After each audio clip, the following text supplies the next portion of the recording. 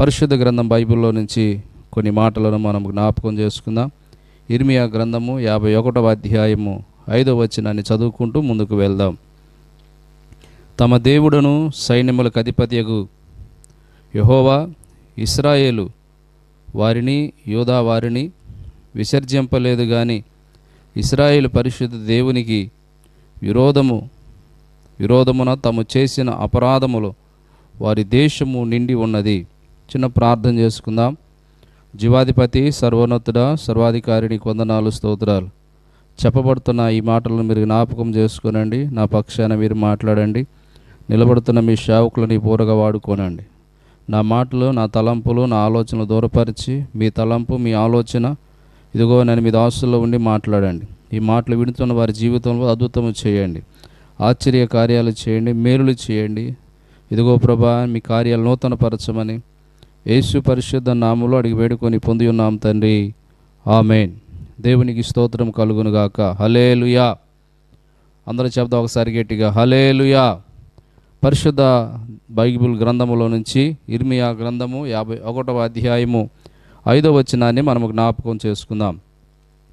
తమ దేవుడును సైన్యములకు అధిపతి యెహోవా ఇశ్రాయేలు వారిని యూదా వారిని విసర్జింపలేదు గాని ఇశ్రాయేలు పరిశుద్ధ దేవునికి విరోధముగా తాము చేసిన అపరాధములతో వారి దేశము నిండి ఉన్నది అని బైబిల్లో మనం చదువుతున్నాం.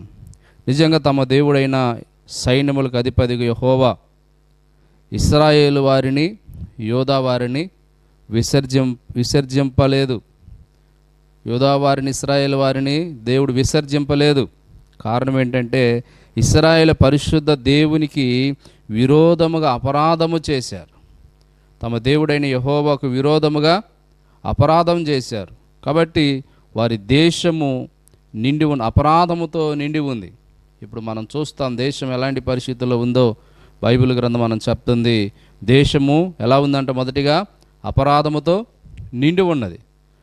రెండో మాటగా మనం చదివితే పరిశుద్ధ గ్రంథం బైబిల్లో మత్తయి సువార్త 23వ అధ్యాయము 28వ వచనాన్ని జ్ఞాపకం చేసుకుందాం. అలాగే మీరు వెలుపల మనుషులకు నీతిమంతునిగా కనపడుచున్నారు కానీ లోపల వేషధారణతోనూ అక్రమంతోనూ నిండి ఉన్నారు. రెండవ మాటగా మనం చదివితే దేశం ఎలా ఉందో బైబిల్ గ్రంథం చెప్తుంది. ఎలా ఉందంట? మీరు పైకి నీతిమంతులుగా కనపడుతున్నారు, మీరు వెలుగుగా మనుషులకు కనపడుతున్నారు, కానీ లోపల వేషధారణ ఉంది. పైకి మంచోడిగా కనపడుతున్నావు కానీ లోపల నీ జీవితంలో అసూయ, ద్వేషం, కలహము ఇవన్నీ పైకి కనపడుతున్నావు కానీ లోపల ఉన్నది గుర్తుపెట్టుకోవాలి.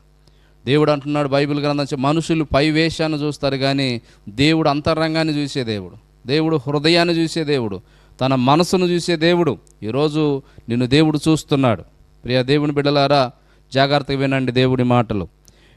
మీరు వెలుపల మనుషులకు కనబడాలని నీతిమంతులుగా కనపడుతున్నారు కానీ లోపల వేషధారణ, రెండోది ఏంటంటే అక్రమంతో నిండి ఉన్నారు. వేషధారణతో నిండావు, రెండోది అక్రమము. బైబిల్ చెప్తోంది అలాగ నీవు నిండి ఉన్నావు. వేషధారణ, మనుషులు మోసం చేస్తూ ఉన్నావు. అలాగే తండ్రిని మోసం చేస్తున్నావు, తల్లిని మోసం చేస్తున్నావు, కుటుంబాన్ని మోసం చేస్తున్నావు.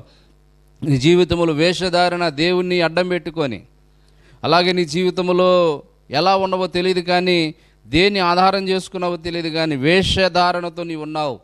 ఆ వేషధారణ నుంచి బయటికి రా. అసూయతో నువ్వు ఉన్నావు, దాన్ని విడిచిపెట్టు. అక్రమంతో నీవు ఉన్నావు, దాన్ని విడిచిపెట్టు. బైబిల్ చెప్తుంది అక్రమం చేయవారలా నా యొద్ద నుండి తొలగిపోండి అని చెప్పాడు. అక్రమం చేస్తున్నావేమో, వేషధారణతో ఉన్నావేమో, దేవునికి వ్యతిరేకమైన పనులు చేస్తున్నావేమో,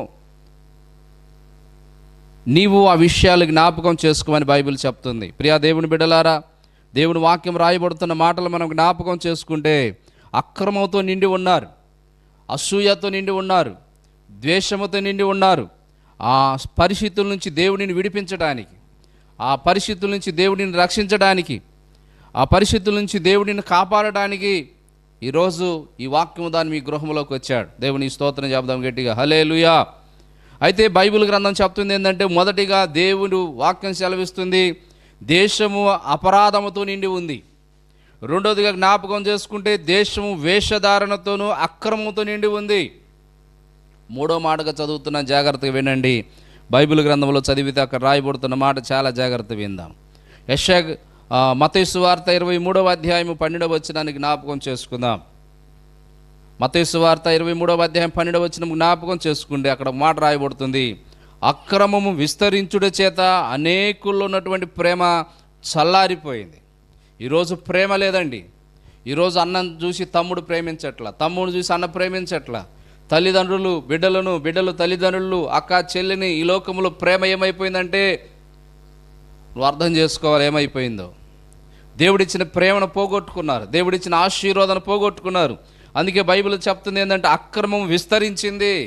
ఎక్కడ చూసినా అక్రమము విస్తరించి, ఎక్కడ చూసినా అసూయ, ఎక్కడ చూసినా ద్వేషం, ఎక్కడ చూసినా ఒకళ్ళ మీద ఒకళ్ళు నిందలు. చెప్పుకోవడమే సరిపోతుంది కానీ పుట్టినది మొదలుకొని ఇప్పటి వరకు చెప్తానే ఉన్నావు. బైబిల్ చెప్తా ఉన్న మాట జాగ్రత్తగా విందాం.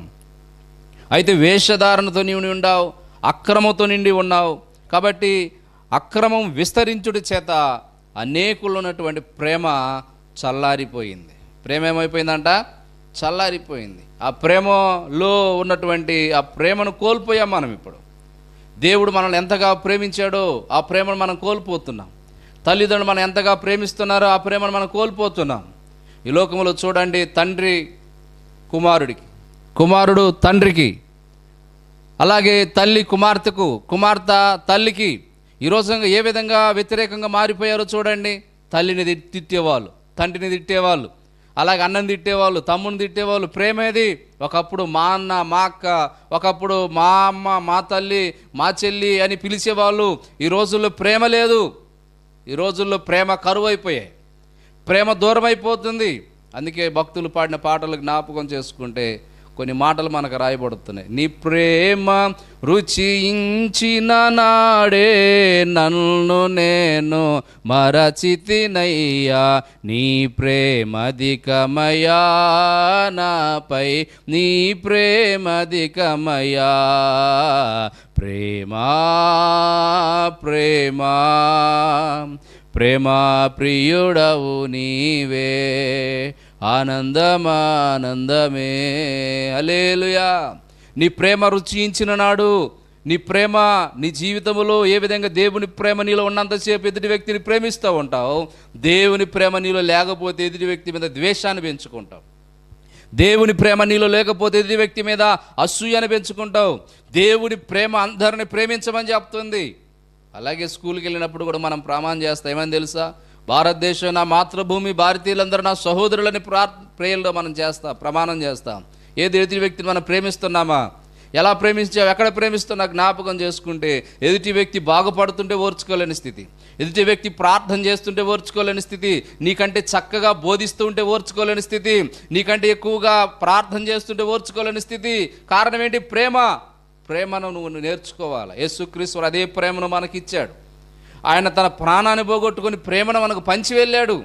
ఆ ప్రేమను పట్టుకుని ఈరోజు ప్రపంచమంతా ఆ ప్రేమలో మునిగిపోతుంది. కానీ ఈ ప్రేమను అందరూ తట్టుకోలేకపోతున్నారు, జీర్ణించుకోబోతున్నారు. అందుకే బైబిల్ గ్రంథం చెప్తుంది అంటే అక్రమం విస్తరించింది, అక్రమం విస్తరించింది, అనేకులు ఉన్నటువంటి ప్రేమ చల్లారిపోయింది. దేశము బలాత్కారంతో నిండిపోయింది, అక్రమంతో నిండి, వేషధారణతో నిండిపోయింది. ప్రపంచమంతా భయంకర పరిస్థితులు ఇప్పుడు మనం చూస్తూ ఉన్నాం. అన్నం తమ్మిని తప్పినట్లుగా కయ్యూని ఏబేలు జీవితం మనం చూస్తాం. అసూయ, ద్వేషం. అలాగే యేషేబు జీవితంలో మనం చూస్తాం. అన్నదమ్ములు యేషేబు నమ్ముకున్న స్థితిని, తన జీవితంలో ఎంత నష్టాన్ని బైబిల్ చెప్తా ఉంది. నీవు ఈ విధంగా నష్టపోతున్నావు, ఈ విధంగా ఉన్నావు, మీరు ఇలా ఉండొద్దు అని బైబిల్ చెప్తుంటే దాన్ని కొంతమంది చిత్రీకరిస్తూ ఉన్నారు. దేవుడు ప్రేమను బైబిల్ చెప్తా ఉంది. దేవుని ప్రేమ నీలో ఉండాలి. దేవుడు అందరిని ప్రేమించేవాడు. అందుకే బైబిల్ చెప్తుంది ఆయన అందరినీ ప్రేమించేవాడు. యేసుక్రీస్తు అందరికీ ప్రభు, ఆయన అందరిని ప్రేమిస్తున్నాడు. కానీ ఆ ప్రేమను పొందుకోలేకపోతున్నావు.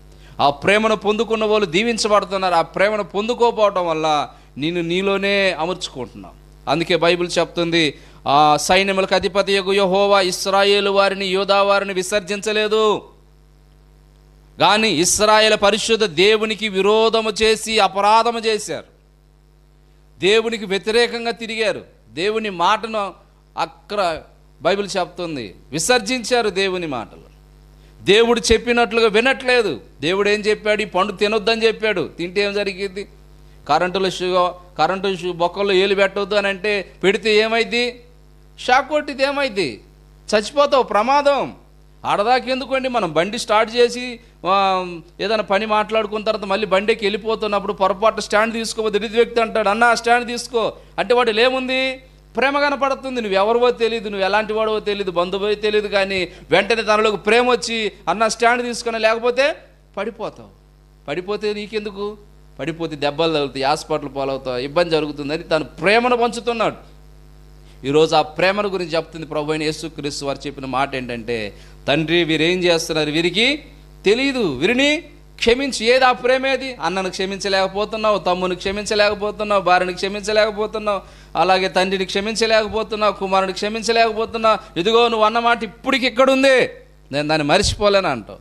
యేసు ప్రభు వారు ఏం చెప్పాడని, పాతవి గతించి నీవుగో క్రొత్తవాయను. మీరు నూతన మనసు కలిగి ఉండాలి, నూతన తలంపు కలిగి ఉండాలి, నూతన ఉద్దేశం నీలోనికి రావాలి, మార్పు రావాలా. ఈరోజు చాలామంది జీవితాలు మనం చూస్తున్నాం. దేవుడి మందిరానికి వెళ్తుంటారు కానీ పాపాన్ని విడిచిపెట్టరు.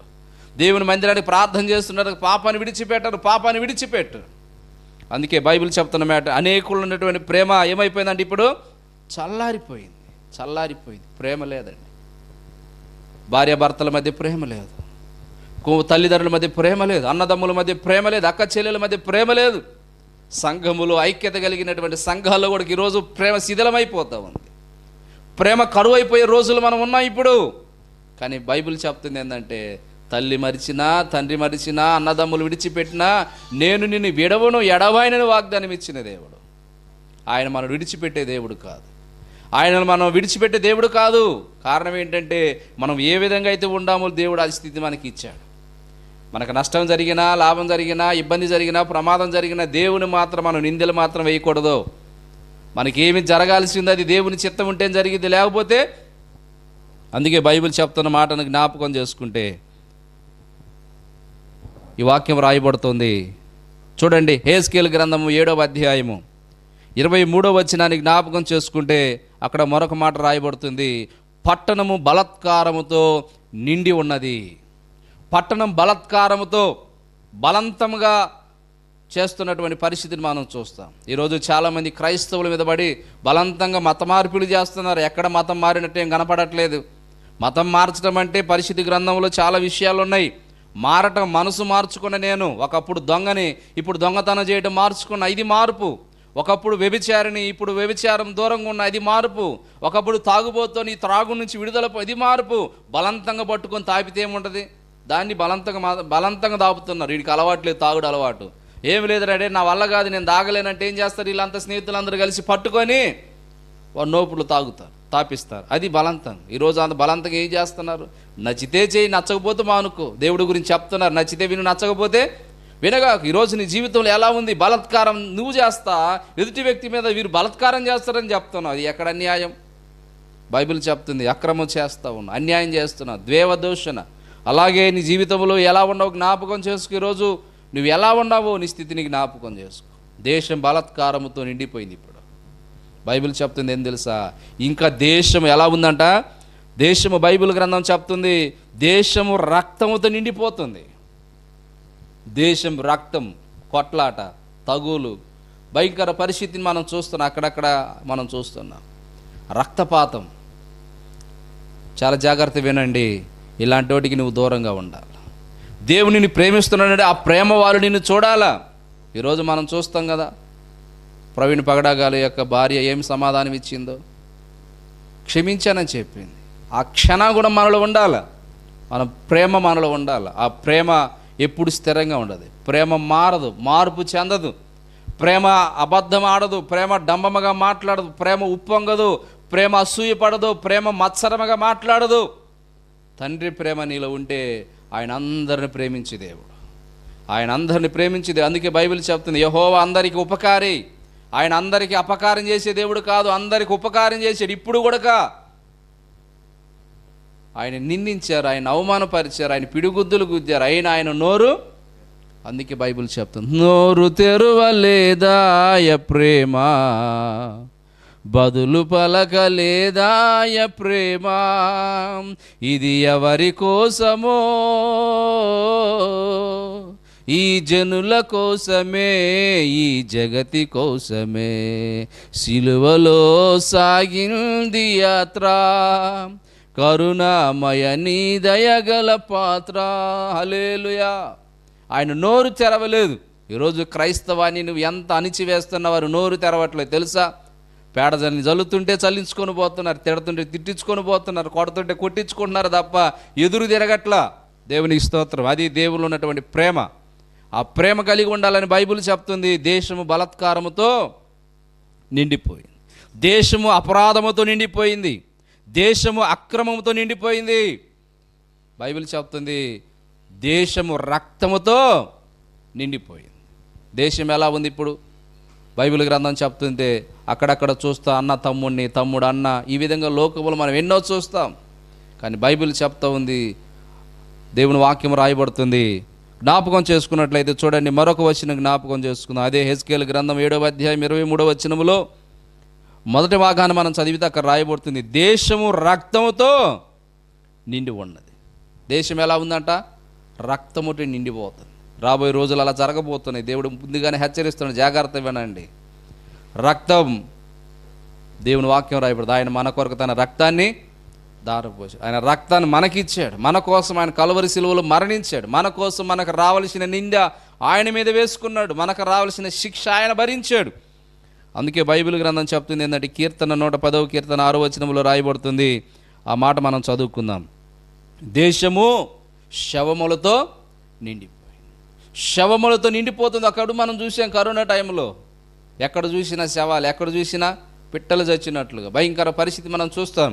అలాంటి పరిస్థితి మరలా మన దేశం మీదకి రాకముందే, అలాంటి పరిస్థితి రాకముందే నువ్వేం చేయాలంటే యేసుక్రీస్తును సొంత రక్షకునిగా అంగీకరించు. ఇప్పుడు దాకా నీవు చేసిన ద్వేషములకు, నువ్వు చేసిన దానికి నాకేం జరగట్లేదు అనుకుంటున్నావేమో.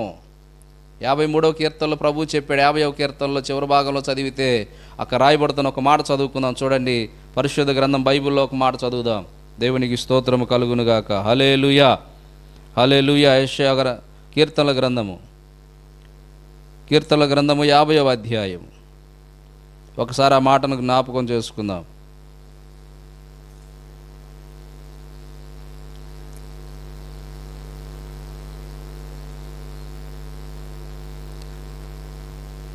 పదిహేడవ వచనం నుంచి కింది చదివితే అక్కడ ఒక మాట రాయబడుతుంది. కీర్తన 50వ కీర్తన 17వ వచనం. దిద్దుబాటు నీకు అసహ్యము కదా, నీవు నా మాటలను వెనకకు త్రోసివేసితివి. నేను చెప్పే ప్రతి మాట నువ్వేం చేసావు? వెనకకు త్రోసివేసావు. నేను చెప్తున్న మాట నీకు అసహ్యంగా అనిపించింది. నేను చెప్పే ఈ మాట నీకు నచ్చట్లా. కారణం ఏంటి? బైబిల్ చెప్తున్న మాట ఏంటంటే, నీవు దొంగను చూసినప్పుడు వారితో ఏకీభవించావు. వారితో నువ్వేం చేశావు? వ్యభిచారం చేశావు. వారితో సాంగత్యం చేస్తున్నావు. దొంగను చూసినప్పుడు అరే దొంగతనం చేస్తున్నావు, చేయకూడదు, తప్పని నువ్వు చెప్పాల్సిన నీవు దాంతో షేర్ అడుగుతున్నావు.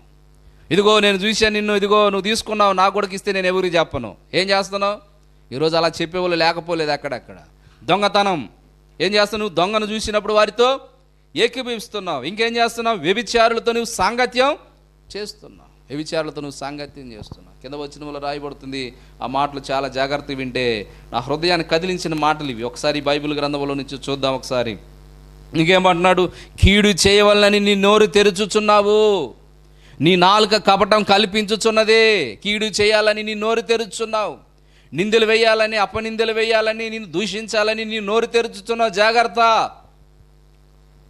ప్రతిదాన్ని నువ్వు, బైబిల్ గ్రంథం చెప్తుంది, మూల్యం చెల్లించాల్సిన పరిస్థితి వస్తుంది. నోటి ద్వారా చేస్తే నోటికి, కాలి ద్వారా చేస్తే కాలికి, చేతి ద్వారా చేస్తే చేతికి, ప్రతిది కూడా నీ మూల్యం చెల్లించాలి. అందుకే బైబిల్ చెప్తుంది, నీవు దొంగను చూసినప్పుడు వారితో ఏకీభవించొద్దు. అందుకే కీర్తన 1వ అధ్యాయం రాయి చెప్పాడు, దుష్టుల ఆలోచన చప్పు నడవక, పాపుల మార్గం నిలవక, అపహాసకులు కూర్చోడు చోట కూర్చోవద్దు. ఈరోజు చూడండి, చాలామంది సేవకులు ఎక్కడుండాలా? మందిరములో కనపడి ప్రార్థన చేసుకుంటూ ఉండాల్సిన నీవు ఎక్కడున్నావు ఇప్పుడు? ఏం పని నీకు అక్కడ? చేయి, ప్రార్థన చేయి. దేశం పరిస్థితి బాగలేదు, కూర్చొని ప్రార్థన చేయండి. కూర్చొని దేవును ఈ పరిస్థితిని మీరు చూడండి అని దేవునికి మొరపెట్టండి. ఈరోజు చాలామంది జీవితాలు మనం చూస్తుంటాం, అయ్యో ఇట్లా జరుగుతుంది, ఇట్లా జరుగుతుందని. ఏది జరిగినా దేవుని చిత్తం లేకుండా ఏమీ జరగదు. అందుకే రాయబడుతున్న మాట ఏంటంటే, కీడు చేయవల్ని నోరు తెరుచుచున్నావు, ఎప్పుడు కీడు చేయాలని. వీళ్ళు ఎప్పుడు పోతారని చూస్తూ ఉంటావు. ఎప్పుడు ఈ చాలా రకాలుగా మనుషులు, నేను అక్కడక్కడ చూస్తుంటా, చాలా రకాలుగా మనుషులు చూస్తూ ఉంటారు. కానీ బైబిల్ చెప్తున్న ఏంటంటే, నువ్వు కూర్చుండి నీ సహోదరి మీద కొండాలు చెప్తున్నావు. ఏం చెప్తున్నావంట? కొండాలు చెప్తున్నావు. నీ తల్లి కుమారుడి మీద అప్పనిందులు మోపుతున్నావు. కొండాలు చెప్తున్నావు, అబద్ధాలు చెప్తున్నావు, మోసాన్ని చెప్తున్నావు. ఈరోజు చాలామంది జీవితంలో కూడా అబద్ధాన్ని నిజం చేయడానికి ప్రయత్నం చేస్తున్నారు. కానీ ఎప్పటికైనా సత్యం సత్యమే, వెలుగు వెలుగే. వెలుగు వచ్చినప్పుడు చీకటికి ఏమాత్రం తావు ఉండదు. అందుకే బైబిల్ గ్రంథం చెప్తుంది, నీవు కూర్చొని నీ సహోదరి మీద కొండాలు చెప్తున్నావు, నీ తల్లి కుమారుడి మీద అప్పనిందులు మోపుతున్నావు. తెలుసా నువ్వేం చేస్తున్నావో? నీకు అర్థమవుతుందా? జాగ్రత్త మీద. నీ తల్లిని నువ్వు తిడుతున్నావా? ఒకసారి జ్ఞాపకం చేసుకో. అందుకే బైబిల్ గ్రంథం చెప్తుంది, ఇట్టి పనులు నువ్వు చేసినా నేను మౌనంగా ఉంటేనే. ఇట్టి పనులు నువ్వు చేస్తున్నా నేను ఎందుకు సైలెంట్గా ఉన్నా నీకు తెలుసా? నువ్వు దొంగతనం చేస్తున్నా చూస్తూ ఉన్నా, వ్యభిచారం చేస్తున్నా చూస్తూ ఉన్నా, మోసం చేస్తున్నా చూస్తూ ఉన్నా, అక్రమం చేస్తున్నా చూస్తూ ఉన్నా, అన్యాయంగా మాట్లాడుతున్నా చూస్తూ ఉన్నా, నీ జీవితంలో నీకు దేవునికి నచ్చనివి చేస్తున్నా నేను చూస్తా ఉన్నా. ఎందుకో తెలుసా? ఒక దినాన్ని నేను గర్దించడానికి, ఒక దినాన్ని నేను నీతో మాట్లాడడానికి. ఒకప్పుడు దూషకుడు, హింసకుడు, హానికడు సౌలు తన జీవితంలో సాక్ష్యం చెప్పాడు. ఈరోజు పౌలుగా మార్చబడ్డాడు, 14 పత్రికలు రాశాడు. ఈరోజు క్రీస్తు కొరకు హతసాక్షిగా. బైబిల్ చెప్తుంది, ఈరోజు నీ జీవితంలో ఏం సంపాదించావంటే, క్రీస్తు కొరకు ఏమైపోయావంటే, మన జీవితంలో క్రీస్తు కొరకు ఖర్చు అయిపోదాం. క్రీస్తు మన కొరకు ఖర్చు అయిపోయాడు. క్రీస్తు మన కొరకు తన ప్రాణం పెట్టాడు. అందుకే బైబిల్ చెప్తుంది, ఇట్టి పనులు చేసిన నేను మౌనంగా ఉంటిని. అయితే ఈ సంగతులన్నీ వరుసగా ఉంచి నిన్ను గర్దించాలనుకుంటున్నా. బైబిల్ గ్రంథం చెప్తుంది, ఇట్టి పనులు నువ్వు చేసినా నేను మౌనంగా ఉంటిని, అందుకు నేను కేవలము నీ వంటి వాడు అనుకుంటుని. అయితే ఈ సంగతులను, నీ కన్నులు ఎదుట ఈ సంగతులను నేను వరుసగా ఉంచి నేను గర్దించేదను. దేవుని మరుచు వారలారా దీన్ని యోచించుకొనుడి. లేని ఎడలా నేను మిమ్మల్ని చీల్చివేసేదను, తప్పించువాడు ఎవడునో లేక. ఇప్పుడైనా మారండి, ఇప్పుడైనా మార్పు చెందండి. దేవుని మర్చిపోయేవేమో, మందిరాన్ని మర్చిపోయేవేమో, ప్రార్థన మర్చిపోయేవేమో, విశ్వాసాన్ని కోల్పోయేవేమో. ఇప్పుడైనా దేవుని దగ్గరికి రా, నీ జీవితాన్ని మార్చుకో, నీ బ్రతుకును మార్చుకో. ఇంకా ఎదుటి వ్యక్తి మీద నిందలు వేయడం మానుకో, ఎదుటి వ్యక్తిని దూషించడం మానుకో, ఎదుటి వ్యక్తి మీద అవమానంగా మాట్లాడటం మానుకో. ఈరోజు చాలామంది జీవితాలు మనం చూస్తూ ఉంటాం. ఎదుటి వ్యక్తిని అంటారు, దేవుడు చూస్తున్నా, నేను దేవుడు చూస్తున్నా అంటాడు. మరి నువ్వు చేసేటప్పుడు చూస్తాడు. నువ్వు చేస్తుంది అన్యాయం అని చెప్తూ ఉంటావు, కానీ నువ్వు చేసేది అది కూడా దేవుడు చూడ్డా. బైబిల్ చెప్తుంది, జాగ్రత్త వినండి, అన్యాయం చేయవాడిని ఇంకొన్ని అన్యాయం చేయని. బైబిల్ గ్రంథం చెప్తుంది, వాని క్రియలు చొప్పున నేను వానికి సిద్ధపరిచిన జీతం నా దగ్గర. కాబట్టి బైబిల్ చెప్తుంది ఏంటంటే, దేశము పరిస్థితి బాగలేదు, దేశము అపరాధముతో నిండి ఉంది, దేశము బలాత్కారముతో నిండిపోయింది, దేశము అక్రమంతో నిండి ఉంది, దేశము ఎలా ఉందంటే ప్రేమ చల్లారిపోయింది, దేశము రక్తముతో నిండి ఉంది, దేశము శవములతో నిండిపోతుంది. కాబట్టి అలాంటి పరిస్థితి మరలా మన దేశానికి రాకుండా ఉండాలంటే మనం చేయవలసింది ఏంటంటే ప్రార్థన చేయాలి. ఈరోజు నువ్వు చేస్తున్నావా ప్రార్థన? రోజుకి ఎన్ని గంటలు ప్రార్థన చేస్తున్నావు? సంఘం కోసం ఎంతసేపు ప్రార్థన చేస్తున్నావు? నీ బిడ్డల కొరకు ఎంతసేపు ప్రార్థన చేస్తున్నావు? లోకంలో దాని కొరకు పరుగులు తీస్తూ ఉంటావు, దేవుని సన్నిధానములు జ్ఞాపకం చేస్తున్న ప్రార్థన దొంగతనం చేస్తుంది. అపవాది నిన్ను ప్రార్థన చేయకుండా చేస్తూ ఉంది, దేవుని వాక్యాన్ని చదవకుండా చేస్తుంది. ఉదయం వరుసలుగా లేచిన కాడ నుంచి నేను తిప్పుతూ ఉంది, కానీ ప్రార్థన చేసుకుందామని అనుకునేసరికి ప్రార్థన చేయనివ్వట్లేదు. కాబట్టి నువ్వు ప్రార్థన చేయటం నేర్చుకో, బైబిల్ చదవటం నేర్చుకు. ఈ రోజు నుంచి ప్రియ దేవుని బిడ్డలారా, మీకోసం నేను ఇప్పుడు ప్రార్థన చేసుకుందాం. దేవుని మర్చిపోవద్దు, దేవుని విడిచిపెట్టవద్దు. దేవుని కానీ విడిచిపెడితే మన జీవితంలో నష్టపోతాం. దేవుని మరుచువారలారా దీన్ని యోచించుకోండి. లేని ఎడలేని మీ మధ్యకు వచ్చి మిమ్మల్ని చీల్చి వేస్తాను, తప్పించేవాడు ఎవడో? ఆ రోజు నేనున్నానని నువ్వు ఎవరు విడిపించలేరు. ఆ రోజు నీకెందుకు నేనున్నానని ఎవరు నీ దగ్గరికి రాలేరు. అందుకే బైబిల్ చెప్తుంది, పిల్లజాడ తల్లికి లేక, పిల్లజాడ తల్లికి రాక, చెట్టుకొకరై గుట్టకొకరై అనాథులై అరచే రోజు, ఆ రోజు శ్రమ నుండి తప్పించే నాదుడు లేడు. అదే ఆ రోజు, యేసయ్య ఉగ్రత రోజు, ఏడేళ్ల శ్రమల రోజు, పాపులంతా ఏడ్చే రోజు, అదే అదే ఆ రోజు రాకముందే, అలాంటి పరిస్థితి నీ జీవితంలో రాకముందే యేసుక్రీస్తు అనే సొంత రక్షకునిగా అంగీకరించు. నీ తప్పులు ప్రభు సన్నిధిలో ఒప్పుకో, మారు మనసు పొందు, దేవుని సన్నిధానంలో ఒప్పుకో. ఆయన నీ పాపములు క్షమించి నీ దేశాన్ని స్వస్థపరచని బైబిల్ చెప్తుంది. ఆయన నీ పాపములు క్షమించి నీ దేశాన్ని స్వస్థపరుస్తాడు. గడిచిన వారములు మనం విన్నాం కదా. నిజమే తండ్రి, నేను వారి ప్రార్థన విని వారి పాపములు క్షమించి వారి దేశాన్ని స్వస్థపరుస్తానన్నా. అయ్యా, మా దేశాన్ని మీరు స్వస్థపరచండి, దేశాన్ని నెమ్మది దయచేయండి. దేశము ప్రభు పరిస్థితి బాగలేదు, దేశాన్ని ప్రభు మీ చేతులకు హస్తాలకు అప్పగిస్తున్నాం, మీరే ఈ దేశాన్ని రక్షించండి నాయన. ప్రార్థన చేసుకుందాం. మహాపరిశుద్ధుడైన తండ్రి, జీవాధిపతి, సర్వోన్నతుడా, సర్వశక్తిమంతుడా, ఆశ్చర్య కార్యాలు చేయవాడా, శూర కార్యాలు చేయవాడా, నీకే స్తోత్రాలు చెల్లిస్తున్నా. ఎంతమంది అయితే బిడ్డలు ఈ మాటలు విన్నారో నాయన, వారి జీవితంలో అద్భుతం చేయండి. వారి బంధకాలను చుడిపించండి, త్రాగు నుంచి చుడిపించండి. ఓ తండ్రి, వారి జీవితం బలత్కారంతో నిండేమో, ఇదిగో అసూయతో, ద్వేషముతో, ఓ ప్రభానికి వందనాలు, వేషధారంతో ఉన్నారేమో, వీటిని విడిపించండి. నీవు తప్ప ఎవరు విడిపించలేరు ప్రభా. కాలం బహు కొంచెముగా ఉన్నది, వచ్చుచున్నవాడు ఆలస్యం చేయక త్వరగా వస్తాడు. ఆయన వచ్చేసరికి నీ జీవితంలో మార్పు కనపడాలి. తాగుతున్నావేమో, త్రాగు నుంచి విడుదల పో. తిరుగుతున్నావేమో, దాని నుంచి విడుదల పొందు. నీ జీవితంలో విడుదల ఇవ్వడానికి దేవుడు వచ్చాడు. రక్షించిన దాన్ని వెదక రక్షించడానికి మనిషి కుమారుడు వచ్చినట్లుగా ఆయన నీ కొరకు వచ్చాడు. నేను రక్షించాలని, నిన్ను కాపాడాలని, నిన్ను పరలోక రాజ్యానికి చేర్చాలని. నిజమే తండ్రి, ఈ కుటుంబాన్ని మీరు జ్ఞాపకం చేసుకుని, ఈ టీవీ ప్రోగ్రాం ద్వారా వింటున్న ప్రతి బిడ్డను జ్ఞాపకం చేసి వారి జీవితంలో మార్పుని మీరు తీసుకురండి. ఈ వాక్యం ద్వారా కొంతమందిలో అయిన ప్రభు మార్పు వచ్చునుగాక. కొంతమందిని నేను నీ వైపు ఆకర్షించుకోమని ప్రార్థన చేస్తున్నా. మహిమ ఘనత ప్రభావాలు నీకే చెల్లిస్తూ మా రక్షకుడును మీ ప్రియకుమారుడును యేసు పరిశుద్ధ నామములను వేడుకొని పొంది ఉన్నాం తండ్రి, ఆమేన్. మన తండ్రి అయిన దేవుని ప్రేమ, ఆయన కుమారుడు యేసుక్రీస్తు వారి కృప, పరిశుద్ధాత్మ దేవుని సహవాసం ఇప్పుడు ఎల్లప్పుడూ సదాకాలం మీ అందరికీ తోడే నడిపించి ఆశీర్వదించి ఆయన రాజ్యం కొరకు మిమ్మల్ని అందరినీ సిద్ధపరచునుగాక. ఆమేన్, ఆమేన్, ఆమేన్. అందరికీ వందనాలు. ఈ వాక్యం ద్వారా మీరు బలపరచబడినట్లయితే మాతో పాటు పంచుకోండి. దేవుడు మీ జీవితంలో గొప్ప కార్యం చేయనుగాక. ఆమేన్. అందరికీ వందనాలు.